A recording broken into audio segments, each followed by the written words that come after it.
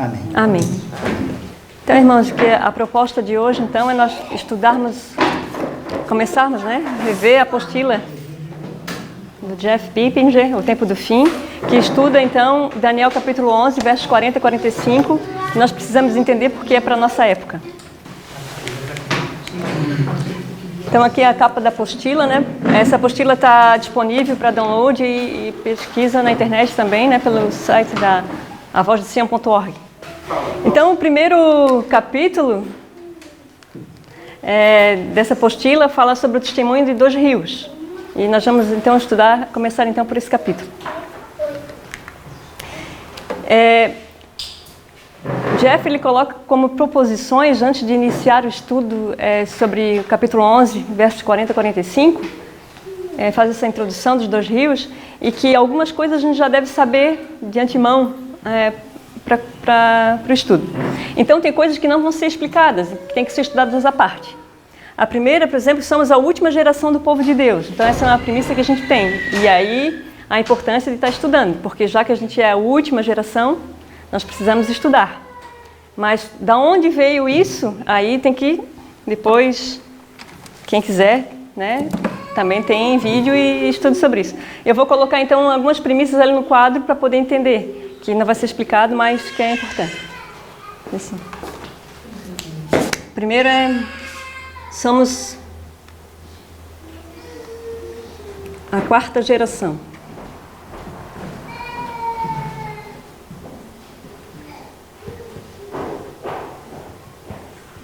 Tá ruim isso aqui, né?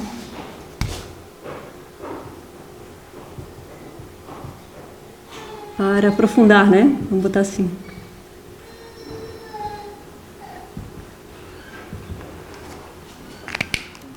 Eu vou botar aqui o primeiro ponto.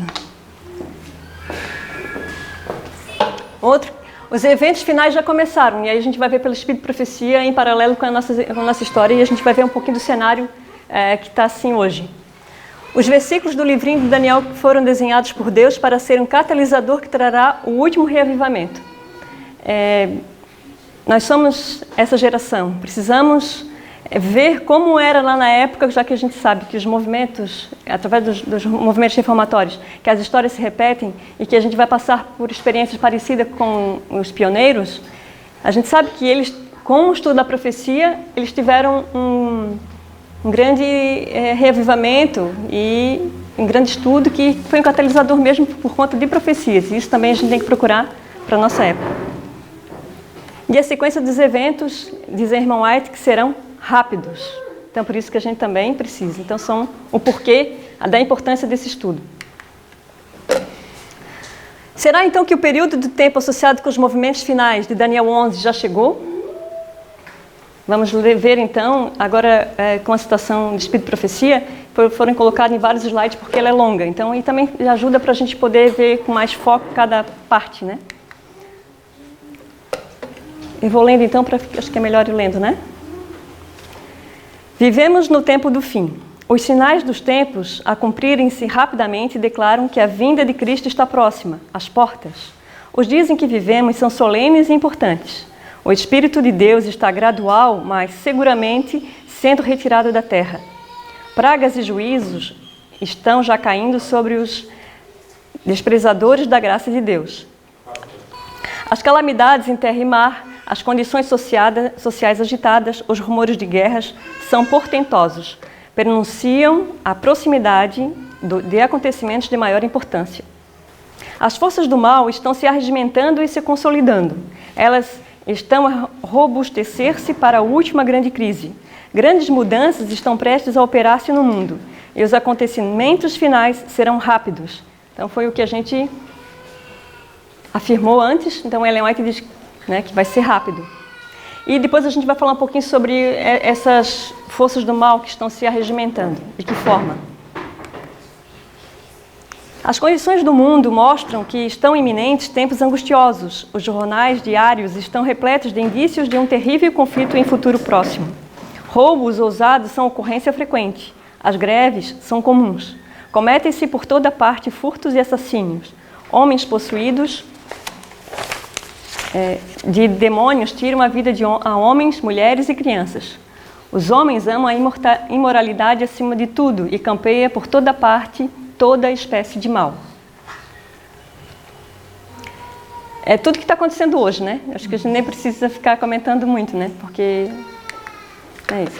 Não existem muitos, mesmo entre educadores e estadistas, que compreendam as causas que servem de base para o presente estado da sociedade. Os que têm nas mãos as rédeas do governo não são capazes de dissolver o problema da corrupção moral, da pobreza, miséria e crime avolumante. Estão lutando em vão para colocar as operações comerciais sobre base mais firme. Se os homens dessem mais ouvido aos ensinamentos da Palavra de Deus, achariam uma solução para os problemas que o embaraçam. O mundo está agitado pelo espírito de guerra. A profecia do capítulo 11 de Daniel atingiu quase o seu completo cumprimento. Logo se darão as cenas da perturbação das quais falam as profecias. Então, com todo esse cenário, o Espírito de Profecia diz e relaciona isso com o capítulo 11 de Daniel. Então, ele é para a nossa época, nós precisamos conhecer. Porque tudo que a gente leu ali, a gente não vê mais nada para acontecer, porque parece que já aconteceu tudo, né?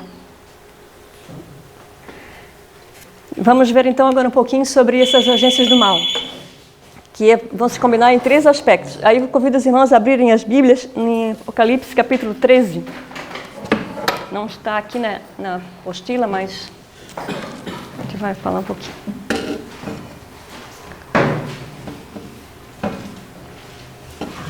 É melhor.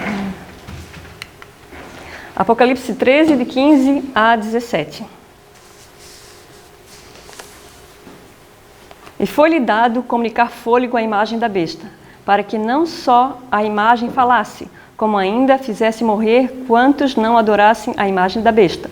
A todos, os pequenos e os grandes, os ricos e os pobres, os livres e os escravos, faz que lhes seja dada certa marca sobre a mão direita ou sobre a fronte, para que ninguém possa comprar ou vender, senão aquele que tem a marca, o nome da besta ou o número do seu nome. Então, aqui a gente vê que eles têm... o mal precisa consolidar em 3 aspectos. O primeiro que a gente pode ver aqui é um aspecto econômico. Comprar e vender é um aspecto econômico. O outro é religioso. Tem a ver com a marca sobre a imagem da besta. E o outro é militar, que é fizer morrer, é perseguição. Então, esses 3 aspectos eles vão ter que ser consolidados para poder acontecer os últimos sinais, né? O que podemos pontuar disso? De que forma, economicamente, a gente pode citar que está acontecendo a consolidação por aspecto econômico para que um dia não possamos mais comprar ou vender? Nós vemos isso através das alianças econômicas, né? Eu fiz uma pesquisa rápida para ver assim, que alianças econômicas existem e vi que são 9 as mais importantes, que é a UE, que é a União Europeia, o Mercosul, que aqui para nós, né, que é Mercado Comum do Sul, a ALCA, que é a Área de Livre Comércio das Américas, a PEC, que é Cooperativa Econômica da Ásia e do Pacífico, NAFTA, que é Acordo de Livre Comércio da América do Norte, CEI, que é Comunidade dos Estados Independentes, OMC, que é a Organização Mundial do Comércio, OEA, que é a Organização dos Estados Americanos, e a OPEP, que é a Organização dos Países Produtores de Petróleo. Claro, isso aqui são todas alianças que existem econômicas. Não, eu acho que também o que vai ajudar nessa questão econômica é a questão de ser digital. Sim. Isso de ser digital, acho que também ajuda muito essa parte econômica. Porque isso aqui a gente já vê que existem já essas alianças, né? Para várias coisas, né? Mas vai ter, então, facilmente efeitos essas alianças na questão econômica. Então, para poder ter alguma forma de controlar, comprar e vender, a gente não vai fazer especulações aqui. Mas, como a irmã falou, a questão digital e todo esse mundo que consegue ver a vida de cada um de nós só pelas mídias sociais, pelos nossos cartões de crédito, por todas essas coisas, é fácil de saber a vida de de cada um de nós, o que cada um de nós está fazendo. Outro aspecto que é o religioso são pelos movimentos ecumênicos, né? É como está escrito aqui, os protestantes deixaram de protestar, estão de braços dados, né? Todos assim. E para depois ter essa marca, essa imagem da besta, o Espírito de Profecia diz que a imagem é o ecumenismo, para poder vir a marca da besta vai ser logo a seguir, né? Assim que, porque já existe, na verdade, todo esse movimento, essa união. Encaixar as peças. Já está tudo encaminhado, né? E o outro aspecto militar, a gente pode, assim como existem alianças econômicas, também existem alianças militares. Eu também fui pesquisar, as alianças militares são mais antigas que as econômicas.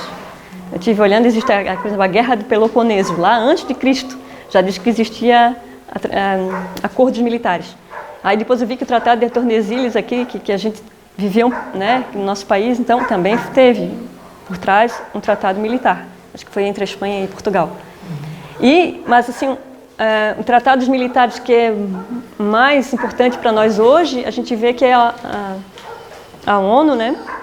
Foi criada em 1945 e no início tinha 51 países. O Brasil era um deles. E hoje já estamos com 193 países coligados na ONU, né? Tendo a Organização Nacional das Nações Unidas como um grande poder de união entre esses países.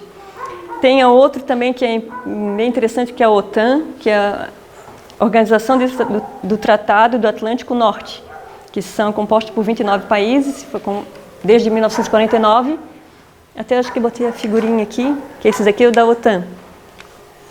Mas também, que é bem para poder... Existe vantagem dessas coligações, tanto militares quanto econômicas também. Várias vantagens desses países que são coligados. Eles se protegem e eles têm acordos. E tem um extra-OTAN, que é o que o Brasil esse ano está entrando, que o Trump está convidando o Brasil para fazer parte. Aí o extra-OTAN, aí tem bem mais países, mas só que é só com os Estados Unidos, não é com todo a OTAN mesmo, é um extra-OTAN, é separado. E que existe também vantagem, não tanta quanto é essa, mas só que é melhor do que ser um país não OTAN. Estava escrito assim no site que estava pesquisando. Então, todas essas coisas, assim, a gente vê que é fácil o mundo se organizar para cumprir, para que as profecias bíblicas vão se encaixando e vão acontecendo. Se o irmão quiser complementar, conversar, fica à vontade. Esse daqui que eu coloquei foi da Europa. Isso aí aconteceu uma divisão por duas alianças militares, foi da Guerra Fria. Então teve duas alianças separadas na Guerra Fria também. Então existe, só para mostrar que existe isso e já faz bastante tempo, essas uniões militares.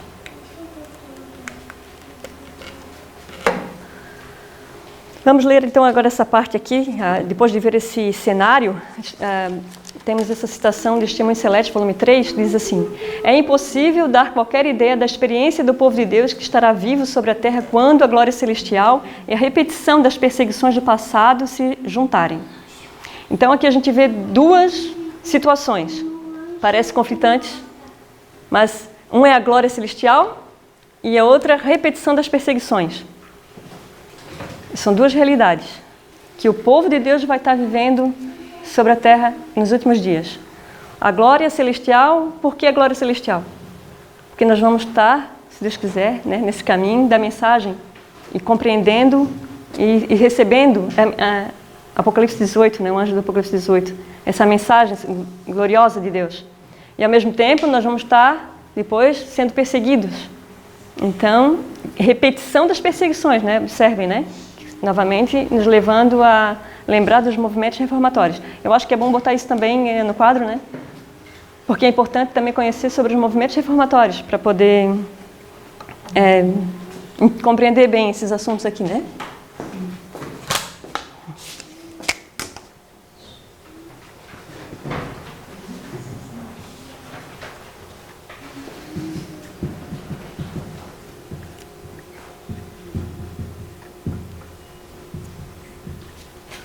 Então, são pontos muito importantes para a gente seguir aqui no estudo.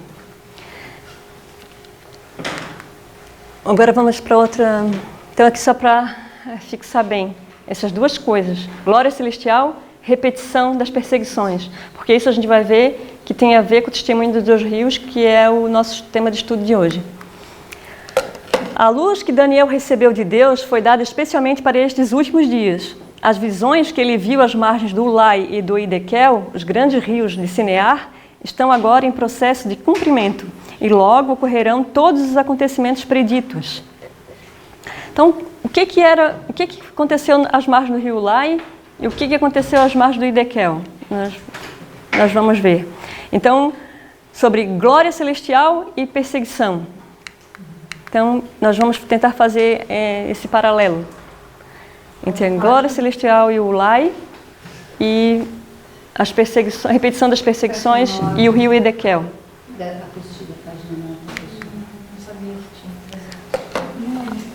As margens do rio Ulai, o que aconteceu? Foi aquela visão que Daniel teve envolvendo os animais do santuário, né? Que é o carneiro e o bode. E ele viu o conflito, então, e o anjo revelou para ele os nomes dos reis que se seguiriam quando ele teve essa visão. Ele ainda estava vivendo nos últimos tempos dali do reinado da Babilônia, que era em Belsazar, né? Então já estava no fim, e ele viu que o próximo reino que ia vir ia ser a Medopérsia, seguido pela Grécia. Esses foram os nomes que claramente o anjo disse. Depois não foi revelado o restante. Mas, ao ele perguntar até quando vai durar essa abominação desoladora e o contínuo, daí a resposta veio: até 2.300 tardes e manhãs e o santuário seria purificado. Então, as margens do rio Ulai, o que é interessante a gente ver é que Daniel ele estava tendo uma visão com respeito ao santuário. Quando a gente fala de santuário, o que nos remete? Plano de salvação, a redenção, Cristo intercedendo por nós como nosso mediador. Já as margens do rio Idequel, que está... a gente antes daqui, nas margens do rio Ulai, a gente pode ler Daniel 8, verso 2, para a gente só localizar, ler na Bíblia, né? Onde a gente vê isso.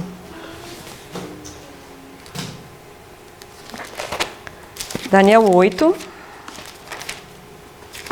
verso 2. Quando a visão me veio, pareceu-me estar eu na cidadela de Suzã, que é a província de Elão, e vi que estava junto ao rio Ulai. Então, só para nós sabermos, né? Onde está na Bíblia isso. E o outro agora, vamos ler agora em Daniel capítulo 10, verso 4.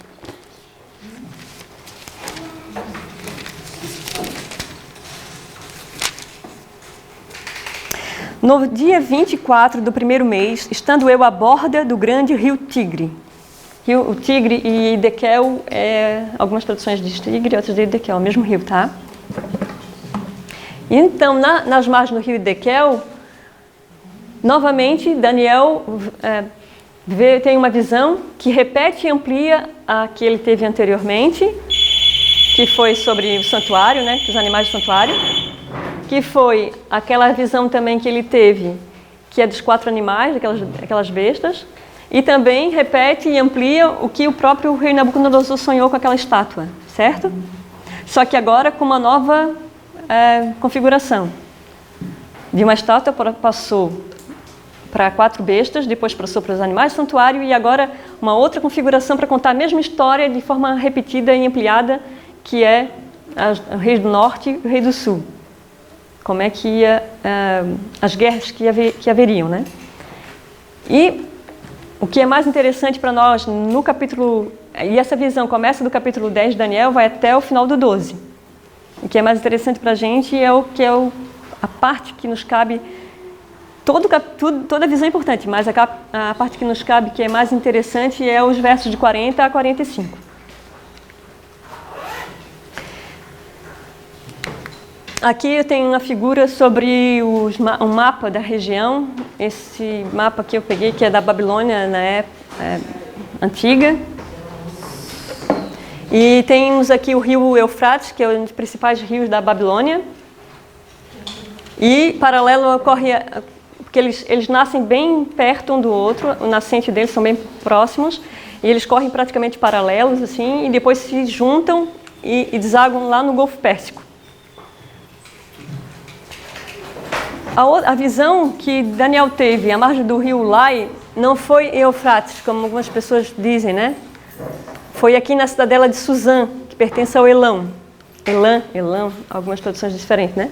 Então, provavelmente, algum desses rios daqui que também desagua no mesmo lugar, né? No Golfo Pérsico. Aqui tem outra figura.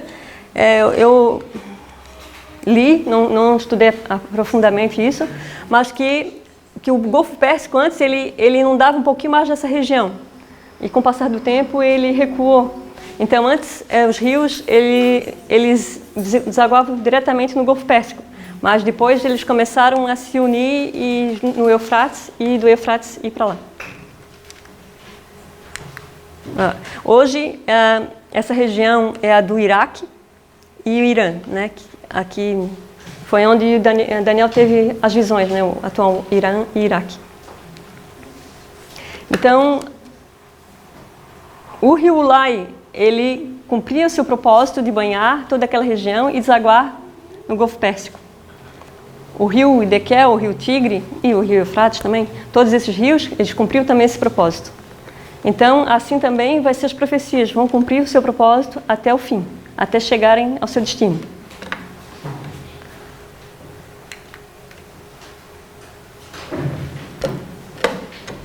Aqui tem um duplo tema, sobre o rio Ulai e o rio Idequel, um duplo tema, certo?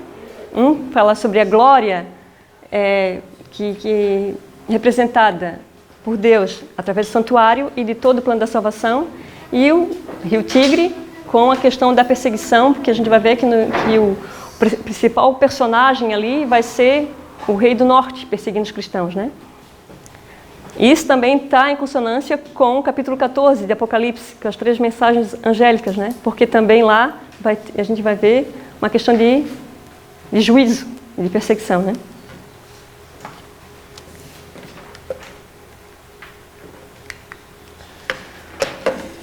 Vamos ler mais um texto do Espírito de Profecia.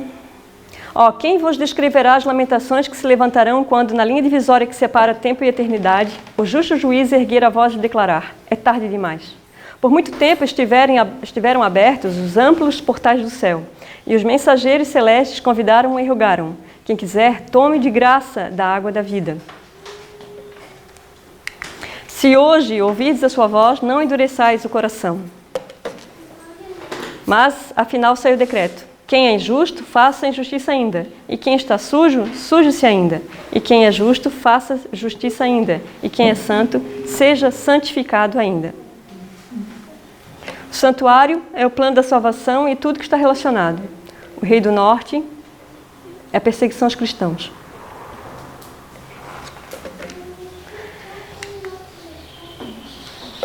Ainda mais essa citação aqui diz assim: porque o livro de Daniel não pode ser estudado separadamente do Apocalipse.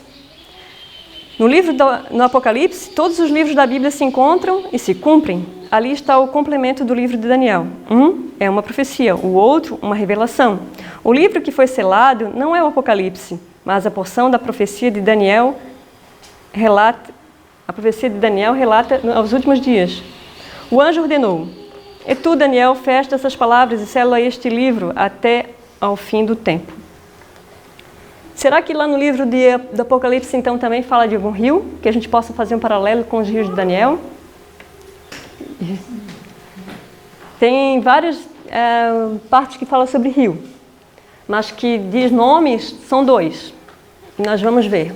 Os rios do Apocalipse, então. Primeiro, Apocalipse capítulo 9, verso 14, e o 16, verso 12.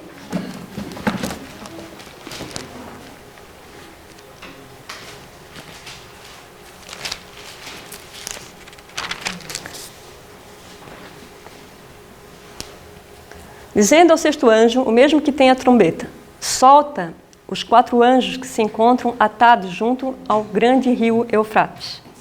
E depois, no 16, verso 12, Derramou o sexto a sua taça sobre o grande rio Eufrates, cujas águas secaram para que se preparasse o caminho dos reis que vem do lado do nascimento do sol. Então, o sexto flagelo é que o anjo vem com a taça para derramar é sobre o rio Eufrates. Nós também não vamos aprofundar essa parte aqui, que precisa também de estudo à parte. O que a gente precisa de estudar a parte e saber bem, eu vou novamente colocar ali no quadro. Porque, para mim, é importante a gente estudar essa parte do rio Eufrates aqui em Apocalipse. Então, eu vou colocar aqui como a sexta taça.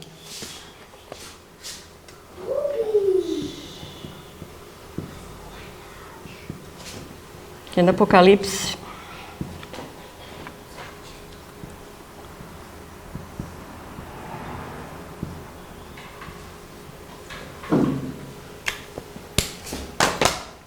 Mas o que a gente pode tirar assim por cima, sem aprofundar? Que a gente precisa aprofundar, que eu já coloquei ele no quadro que a gente precisa aprofundar. Depois que derramar essa taça sobre o grande rio do rio Eufrates, o rio Eufrates ele ficava onde?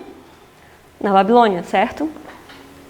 Foi esse rio que foi desviado o curso para quando a Babilônia foi atacada, né? Então vi sair da boca do dragão, da boca da besta e da boca do falso profeta 3 espíritos imundos semelhantes a rãs, porque eles são espíritos de demônios, operadores de sinais, e se dirigem aos reis do mundo inteiro, com o fim de ajuntá-los para a peleja do grande dia do Deus Todo-Poderoso. Eis que venho como vem o ladrão, bem-aventurado aquele que vigia e guarda as suas vestes para que não ande nu e não se veja a sua vergonha. Quando é que vamos ter a visita como ladrão? Oi? É, quando nosso nome passar em revista, quando disser, né, cada um de nós for julgado, que a gente pode estar sendo julgado nesse momento, né? É a vinda de Cristo como ladrão, na vinda de cada um de nós. Então, esse sexto flagelo, e o sétimo flagelo, quando é que acontece? Quando, então derramou o sétimo anjo a sua taça pelo ar, e saiu grande voz do santuário e do lado do trono, dizendo, feito está. Quando é que vai ter essa feito está? Quando é que Cristo lá no santuário vai dizer, está feito? Quando estiver pronto para voltar. É. Então nós estamos vivendo antes da sétima trombeta, né, sétimo flagelo. Então nós estamos antes do sétimo. O sétimo a gente sabe que não aconteceu. Mas que o sexto, sim, né? O sexto a gente pode estar aqui. Está próximo ou acontecendo. E interessante que o rio Eufrates, quando derramar essa taça, prepara o caminho para os reis que vêm da onde? Do nascimento do sol. Então tem alguma coisa relacionada também a sol, né? E os 3. Aonde tu está lendo o sol? Apocalipse, capítulo 12, 16, verso 12. Para se preparar o caminho dos reis do Oriente. Na minha Bíblia diz sol. Como é que está na minha também do Oriente. Tem que olhar então na... Que é a mesma coisa. De onde nasce o sol, né? Sim. Do leste, do Oriente. E os 3 espíritos imundos, semelhantes a rãs, quem são eles? Quem é o dragão, quem é a besta e quem é o falso profeta?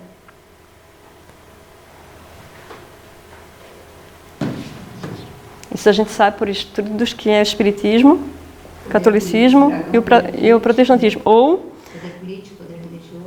O dragão como Satanás, a besta como catolicismo e o falso profeta como protestantismo apostatado ou o próprio Estados Unidos. Depende de onde estiver estudando, né?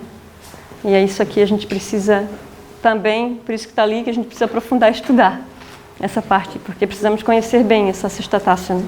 O dragão também é poder político? Na época de Herodes, na época de Elias, né? Tem essa mesma tripla aplicação profética, né? Temos que procurar conhecer um pouco mais isso aqui.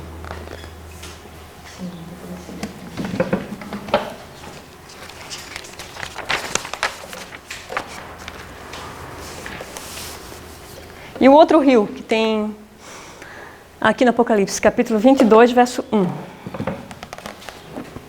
A gente viu o Eufrates por nome, né? E o 22, verso 1, qual é o outro rio? Então me mostrou o rio da água da vida, brilhante como cristal, que sai do trono de Deus e do Cordeiro. Então, o outro rio é no céu, né? Que depois vai ser trazido para cá, com a nova cidade, Nova Jerusalém. O Eufrates, ele traz paralelos com o Rio do Norte. O Rio da Água da Vida, podemos fazer sugestões à mensagem do Rio Ulai que traz o santuário de Deus. Na mensagem que Daniel trouxe, e que ele está no santuário de Deus. Então, é isso que eu compreendi aqui da revista, né? Tem outro texto aqui que diz assim: precisamos estudar o derramamento da 7ª taça. Os poderes do mal não capitularão no conflito sem uma luta. Esse texto não está na revista, tá? Foi o que a gente pediu para si. Mas a providência divina tem uma parte a desempenhar na batalha do Armagedon. Quando a terra for iluminada com a glória do anjo do Apocalipse 18, os elementos religiosos bons e maus despertarão do sono e os exércitos de Deus vivo por-se-ão em campo. Então, Ellen White está dizendo que nós precisamos estudar. Então, mais uma tarefa para a gente. Tem bastante coisa para a gente estudar quando a gente fizer a nossa vigília. A 7ª taça. A 7ª. Uhum.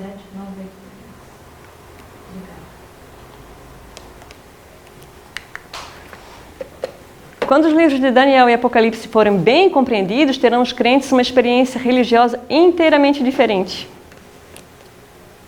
Então, precisamos compreender se a gente quer fazer parte desse movimento que vai ter essa experiência religiosa diferente, que a gente sabe que é da chuva serôdia. Um revivamento da verdadeira piedade entre nós, eis a maior e a mais urgente de todas as nossas necessidades. Buscá-lo deve ser a nossa primeira ocupação. E hoje, perguntando ainda para o pastor Saulo, porque ele falava isso e ele me mostrou hoje o texto, porque na época dos pioneiros, eles tinham um revivamento muito forte por conta do estudo das profecias. E ele sempre falava isso. E hoje ele me mostrou um dos textos, né? E não está na revista também. Diz assim: pastores puseram de parte suas opiniões e sentimentos sectaristas e uniram-se na proclamação da vinda de Cristo, deve ser, né? Onde quer que a mensagem era apresentada, comovia o povo. Pecadores arrependiam-se, choravam e oravam, pedindo perdão, e aqueles cuja vida se tinham caracterizado pela desonestidade estavam ansiosos por fazer a restituição do alheio. Pais experimentavam a mais profunda solicitude para com os seus filhos. Aqueles que recebiam a mensagem trabalhavam com seus amigos e parentes não convertidos, e pesando sobre sua alma a importância da solene mensagem, advertiam-nos e rogavam-lhes para que se preparassem para a vinda do Filho do Homem. Então, o que é a verdadeira piedade? Obediência. Às vezes a gente acha que ter piedade é fazer caridade, né, para as pessoas que estão precisando. Mas a verdadeira piedade mesmo é levar pessoas a Deus para a salvação, porque essa vai ter consequências eternas, né? A gente pode fazer uma coisa sem deixar outra, né?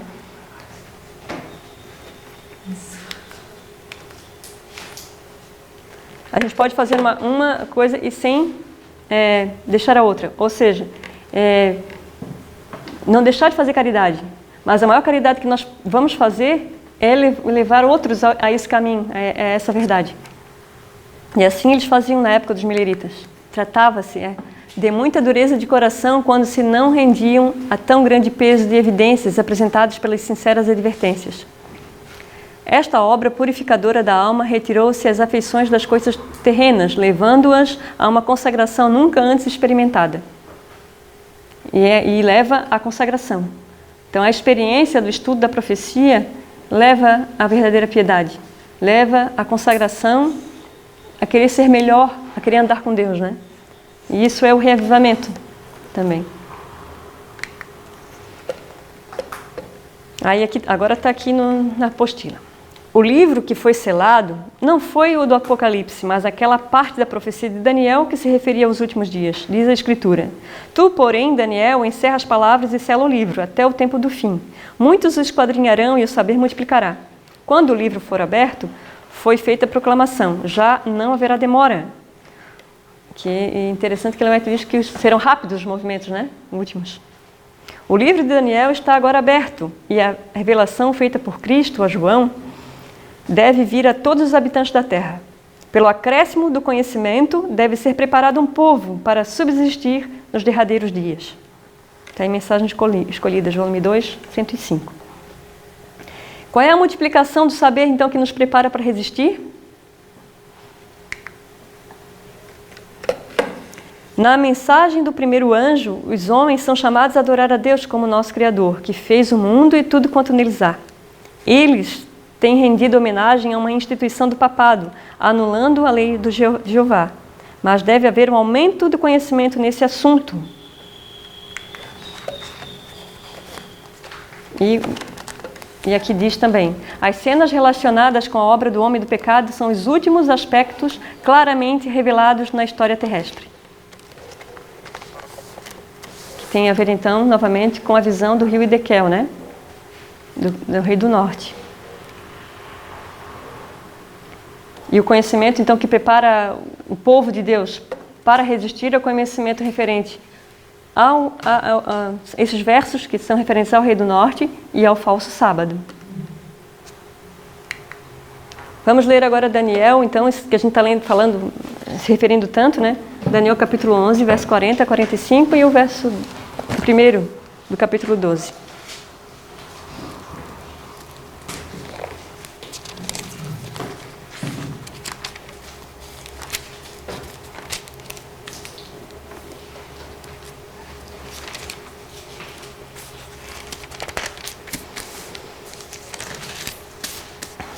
Eu vou ler na minha tradução, se alguém achar que a sua está um pouco melhor. No tempo do fim, o rei do sul lutará com ele, e o rei do norte arremeterá contra ele, com carros, cavaleiros e com muitos navios, e entrará nas suas terras, e as inundará e passará. Entrará também na terra gloriosa, e muitos sucumbirão, mas do seu poder escaparão estes, Edom, Moabe e as primícias dos filhos de Amon. Estenderá a mão também contra as terras, e a terra do Egito não escapará. Apoderar-se-á dos tesouros de ouro e de prata, e de todas as coisas preciosas do Egito. Os líbios e os etíopes o seguirão.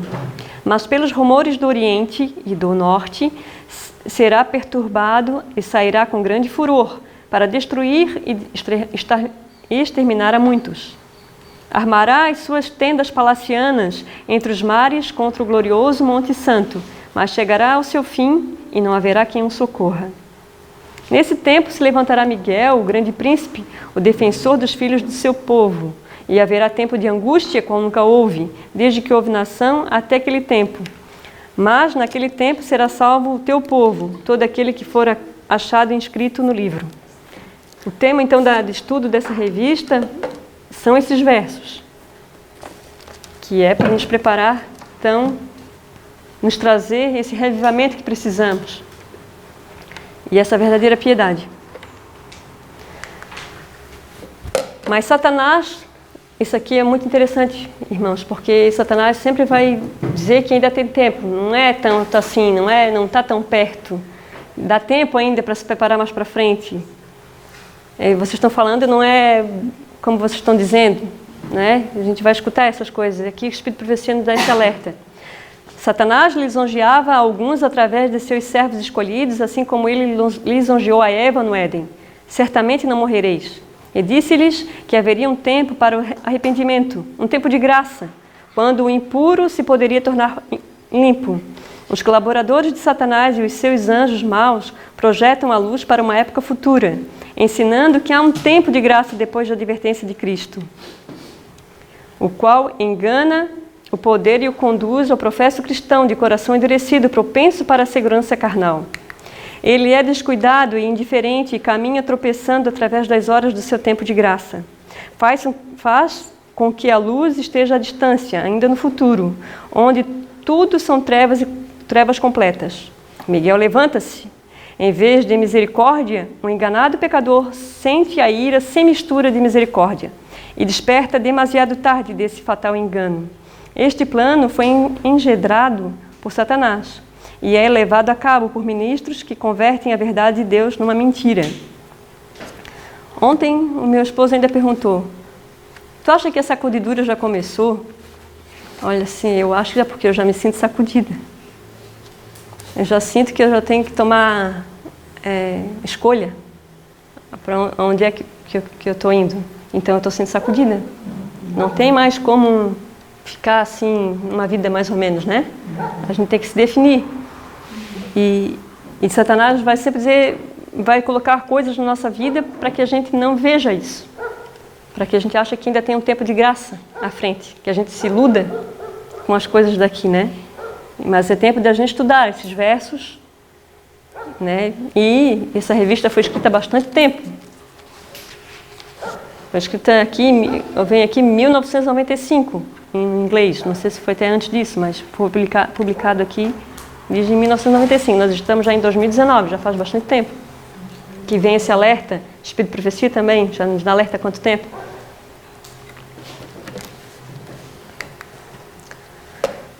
Mais um texto.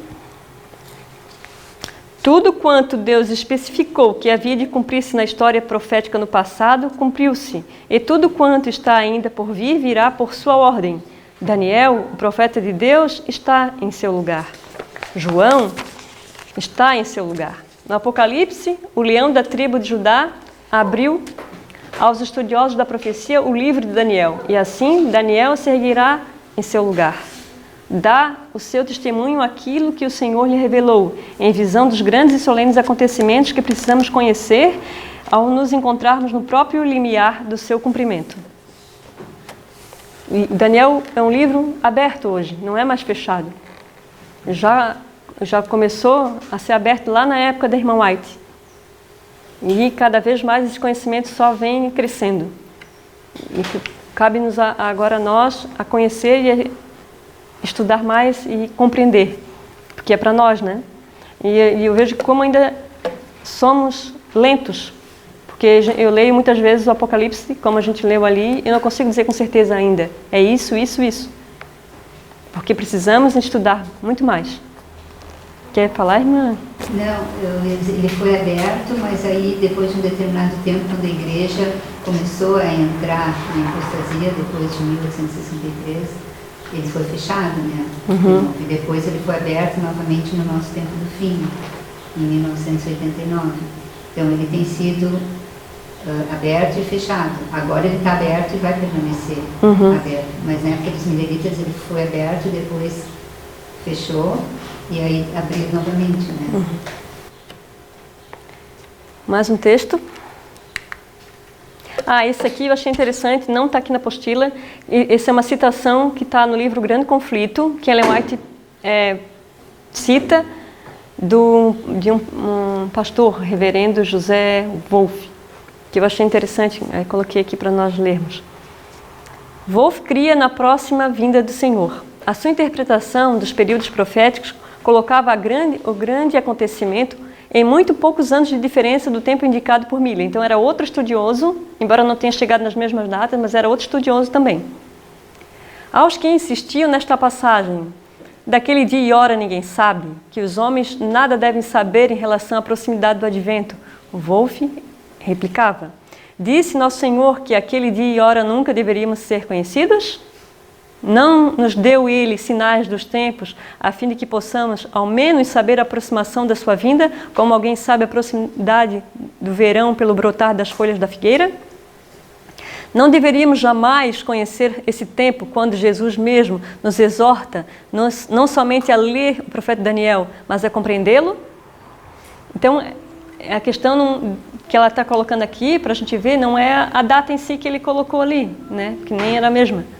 Mas ela coloca o argumento que ele dava como uma lição para a gente, né? E ele continua. E o mesmo livro de Daniel, em que se diz que as palavras estavam fechadas até o tempo do fim, conforme era o caso em seu tempo, declara que muitos correrão de uma parte para outra. E aí ela explica, expressão hebraica para significar observar e pensar a respeito do tempo. E a ciência, em relação a tempo, se multiplicará. Demais, nosso Senhor não tem o intuito de dizer com isto que a proximidade do tempo não será conhecida, mas que o dia e hora exatos ninguém sabe. Pelos sinais dos tempos, diz ele, será conhecido o suficiente para nos induzir ao preparo para a sua vinda, tal como Noé preparou a arca. Então, e Deus já nos está dando muita indicação da proximidade, né, do tempo para a gente. Que assim como Noé, muito perto, né, de entrar na arca, Deus disse, entra na arca. E ele entrou. A gente também vai escutar pelas profecias, ó, entra na arca. Fica com Deus, porque depois ela vai se fechar. O tempo de oportunidade vai acabar. E tem ainda citações de Espírito de Profecia que depois, quando ele estiver já muito pertinho de Cristo chegar aqui, os 144 mil vão ouvir o dia e a hora exato. Isso tem várias citações dela. Também com ressuscitados, a ressurreição parcial. É isso. Isso vai estar bem. Ressuscitar para ouvir o dia e a hora. Então, quando estiver bem pertinho, a gente vai saber realmente o dia e a hora que ele vai dar a segunda vinda exato. Mas é bem lá para frente. Antes disso, a gente vai ter muitos sinais do que a porta da graça vai estar fechando, né? Como foi para o dia de Noé. O dia do dilúvio de começar, Noé não sabia, mas o dia de entrar na arca ele soube. Chegou o tempo para que Daniel receba a sua herança. Chegou o tempo para que, como nunca antes, se propague pelo mundo a luz que lhe foi dada. Se aqueles por quem o Senhor tem feito tanto caminharem na luz, o seu conhecimento de Cristo e das profecias concernentes a Ele aumentará grandemente à medida que se aproxima o término da história desta terra. Então, aqui foi o que o Jeff colocou nessa citação aqui. Então, fala ainda, à medida que está pertinho, nós vamos ter mais luz. Se nós, né, estivermos com esse desejo e estudando. Para finalizar, tem esse texto. O livro de Apocalipse, em conexão com o de Daniel, exige especial estudo. Vocês acreditam nisso, irmãos? Com certeza, né? Nós desejamos o reavivamento, a verdadeira piedade que brota no nosso coração.